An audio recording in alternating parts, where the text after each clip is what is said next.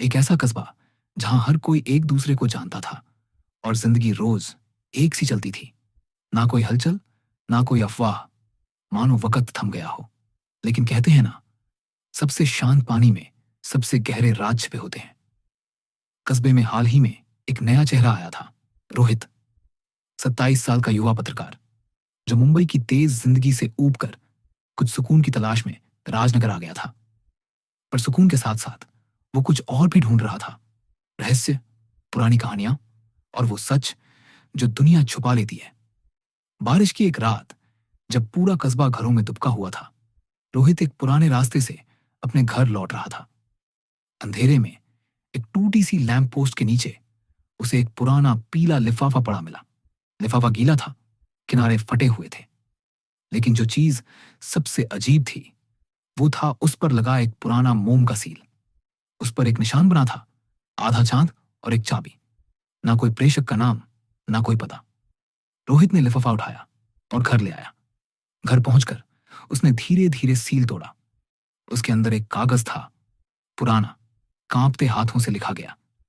जो भी इसे पाए, जान लो, जो तुम खोज रहे हो वह राजनगर के सबसे पुराने पेड़ की छाया में छिपा है। पर सावधान रहो, हर सच को उजागर करना ठीक नहीं होता। रोहित का दिल तेजी से धड़कने लगा। राजनगर का सबसे पुराना पेड़, वो केवल एक ही हो सकता था, पुराना बरगद, जो एक छोड़े हुए मंदिर के पास था। लोग कहते थे उस पेड़ के पास कोई नहीं जाता, वहां अजीब आवाजें आती हैं। और कई सालों पहले एक आदमी वहां से लापता हो गया था। लेकिन रोहित ठान चुका था, अब सच्चाई सामने आएगी। अगली सुबह रोहित फ्लैशलाइट और खत लेकर पहुंचा उस बरगद के पास। वातावरण एकदम शांत था, असहज रूप से शांत। पेड़ की जड़ें जमीन में ऐसे घुसी हुई थीं जैसे सदियों से कोई रहस्य दबा हो। करीब आधे घंटे की खुदाई के बाद उसे एक जंग लगा टिन का डब्बा मिला। डब्बे के अंदर थी एक पुरानी डायरी। उस पर नाम लिखा था, अर्जुन दास, 1947। रोहित चौंक गया। अर्जुन दास, एक कवि और स्वतंत्रता सेनानी, जो आजादी के समय अचानक लापता हो गया था। लोग कहते थे कि उसने किसी गहरी साजिश का राज, ये शायरिश क्लादत जान लिया था। डायरी में उसने लिखा था कि कैसे राजनगर के कुछ प्रभावशाली लोगों ने अंग्रेजों से गुप्त समझौता किया था और इसके बदले अपने ही लोगों की बलि दे दी। डायरी के आखिरी पन्ने पर लिखा था, वो लोग मुझे देख रहे हैं। अगर मैं गायब हो जाऊं, सच की तलाश वहां करो जहां पानी और पत्थर मिलते हैं।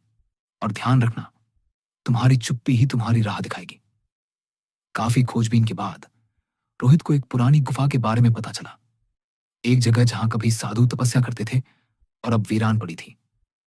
शाम के वक्त रोहित पहुंचा उस गुफा में। अंदर का वातावरण ठंडा और रहस्यमयी था। दीवारों पर नमी टपक रही थी। और तभी उसने देखा, दीवार पर वही निशान, आधा चांद और चाबी। उस निशान को छूते ही दीवार खिसकी और अंदर खुला एक छोटा सा चैम्बर।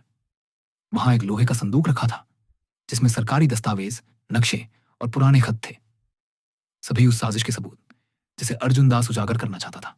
उसी समय एक हल्की सी फुसफुसाहट गुफा में गूंजी, धन्यवाद।